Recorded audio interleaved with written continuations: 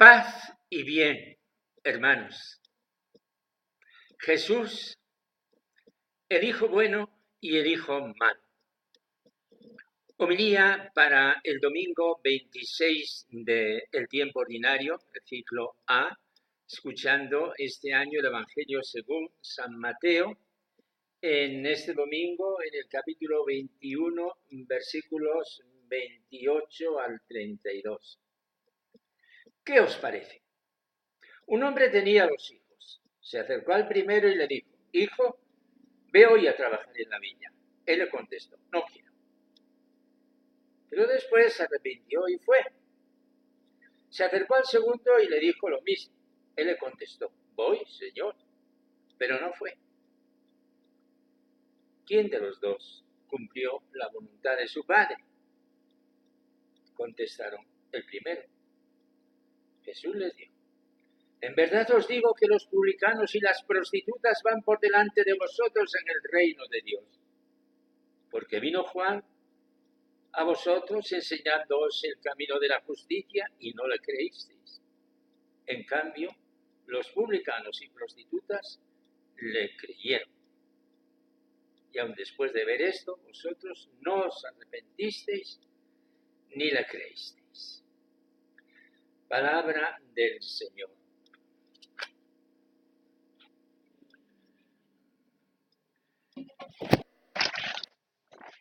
Hermanos,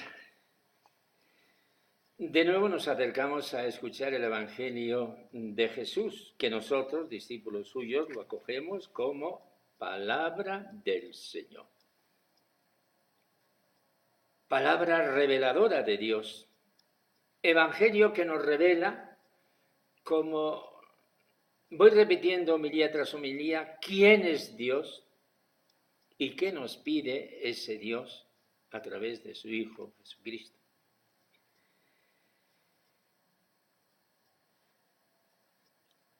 Estaríamos muy lejos de la verdad si viéramos en las parábolas de Jesús unos apotegmas de vida y de conducta, como si él fuera un interesante y ameno moralizador que instruye contando cuentos llamativos, pedagógicos, como el cuento de hoy, la parábola de hoy.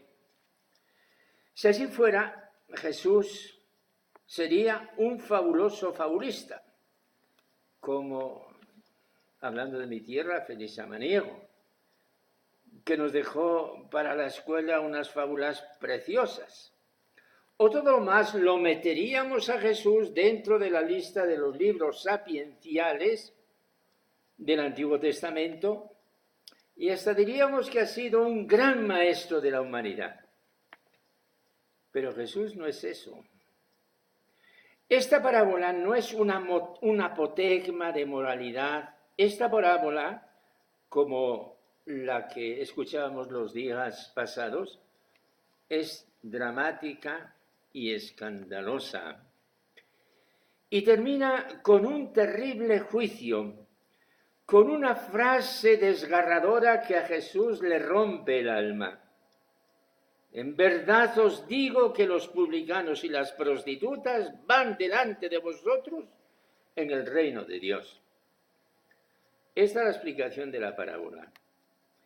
Esto es el veredicto que Jesús pronuncia en aquel momento y para aquella generación. Y esto nos resulta terrible. Y los que lo escuchan lo pueden escuchar como algo insultante. Los publicanos y las prostitutas os preceden en el reino de Dios. Los pecadores se han convertido y han dejado de ser pecadores. Las prostitutas se han convertido, han reconocido su vida extraviada y han dejado de ser prostitutas. Pero vosotros, escribas y autoridades, guardianes de la ley de Dios, ni entráis ni dejáis entrar. No os habéis convertido al mensaje de perdón y de misericordia que ha anunciado Juan el Bautista y que ahora anuncia el mismo Hijo de Dios. Esto es lo que significa la parábola de los dos hijos. El hijo malo y el hijo bueno, o el hijo bueno y el hijo malo. El padre le dice al hijo, ahora hijo, vete a trabajar a mi viña. Y el hijo le responde, no quiero, no me da la gana. Pero este hijo, contestón, maleducado, reflexiona y dice, pero qué descarado, qué sinvergüenza he sido. Así no se responde a un padre. Me arrepiento y me voy a la viña. El otro hijo, ahora hijo, vete a trabajar a la viña. Pues no, faltaba más, ya voy. Pero no fue. Jesús hace una pregunta, porque toda la parábola va dirigida a una pregunta. ¿Qué os parece? ¿Qué os parece? Pues, ¿cuál es la pregunta concreta? La pregunta concreta es esta. ¿Cuál de los dos hizo la voluntad del Padre? El primero, el malo, el contestón, el deseducado, el sinvergüenza. Ese hizo la voluntad del Padre. Porque de eso se trata. De hacer la voluntad del Padre. De obedecer a Dios nuestro Padre. Hermanos, estoy predicando el Evangelio aquí en México, después de haberlo pensado y escrito en mi sencillo escritorio, ante la Biblia abierta y el icono de Jesús. Y luego lo subió al internet. Y el contador de visitas me dice que muchos lo van a leer. Lo mismo en Chihuahua, de donde me suele mandar un mensaje. Gracias por estar ahí. No sé quién es. Que en San Sebastián, que en Australia, de donde también me escribió un sacerdote que seguía mis homilías. Este evangelio se leerá hoy en castellano, en gallego, en euskera, en catalán. El mismo evangelio en Madrid, el mismo evangelio en Barcelona, el mismo evangelio en mi pueblo de Alfaro, La Rioja. Este evangelio nos invita a los discípulos de Jesús a preguntarnos cuál es la voluntad de Dios y si hacemos y no hacemos la voluntad de Dios. ¿Cuál es el hijo bueno y cuál es el hijo malo? No. ¿Cuál es el que está cumpliendo la voluntad de Dios, el Padre del cielo, y cuál no la está cumpliendo? Como la sangre no es agua, estoy leyendo con pasión desde esta parte del Atlántico todo lo que pasa en mi patria. Y hoy la prensa hace saber que ayer noche, jueves, en la iglesia de Nuestra Señora de Pompeya, iglesia regentada por mis hermanos capuchinos en Barcelona, donde más de una y dos veces he celebrado la Santa Eucaristía con ellos, nos hace saber que un grupo de cristianos comprometidos, sin duda después de reflexión y discernimiento, se juntaron ayer por la noche, ponen fotos, para orar en favor del referéndum y que, como signo, extendieron la estelada catalana, pues reclamando identidad, libertad, lo que fuera. ¿Y tú qué piensas? ¿Qué os parece? Oigo que me preguntan en el fondo del corazón, ¿tú qué piensas? Lo que pienso es que con el mismo derecho, otro grupo de cristianos comprometidos, sin duda después de reflexión y discernimientos, se pudieron juntar en la iglesia vecina, ignoro cuál es, para pedir que se obedezca la Constitución española, a las decisiones de los jueces y que de ninguna manera se haga el referéndum.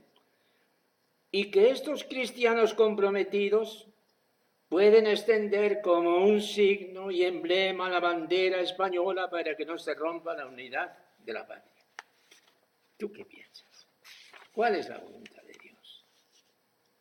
Porque los dos bandos en sí contrarios creen que están haciendo la voluntad de Dios por la salvación del pueblo. No estoy hablando, hermanos, entendedlo bien, por favor, de la hipotética independencia de Cataluña, ni de la unidad de España. No es eso. Estoy hablando de algo previo, de cuál debe ser nuestra correcta actitud como discípulos para ponernos en el camino de la voluntad de Dios. Lo que pienso es lo que hoy nos dice San Pablo en la carta a los Filipenses, que es el conjuro más estremecido que San Pablo ha pronunciado a favor de la unidad de la Iglesia. Son palabras que las llevo muy grabadas en el corazón desde hace 50 años y más, cuando un venerable profesor en Roma, lo estoy viendo, el jesuita, padre Massimiliano Servi, de fama internacional por su análisis filológico del Nuevo Testamento, aquí, para explicar el giro griego de la frase, nos decía: fijaos cómo San Pablo apela a lo más sagrado de la fe, porque este texto es un conjuro. Si queréis darme el consuelo de Cristo Jesús, si queréis aliviarme con vuestro amor, si de verdad nos une el mismo espíritu, si tenéis entrañas compasivas, si lo que os estoy diciendo vale para algo, si de verdad yo soy Pablo y vosotros sois mis hermanos, dadme la gran alegría. Manteneos unánimes y concordes con un mismo amor y un mismo sentir. No obréis por rivalidad ni por ostentación, considerando por la humildad a los demás superiores a vosotros mismos. No os encerréis en vuestros intereses, sino buscad todos el interés de los demás. Hermanos, hemos llegado a una crispación que Dios quiera que no sea mortal, dado que los indicios son pésimos. En estas palabras de este gran luchador, Pablo, no está la respuesta de lo que nos aflige. Sin duda, ese es el camino. Señor Jesús, tú que por cumplir la voluntad del Padre moriste en la cruz, enséñanos a cumplir esa voluntad con amor, con entrega completa a ti, con confianza frente a mis hermanos.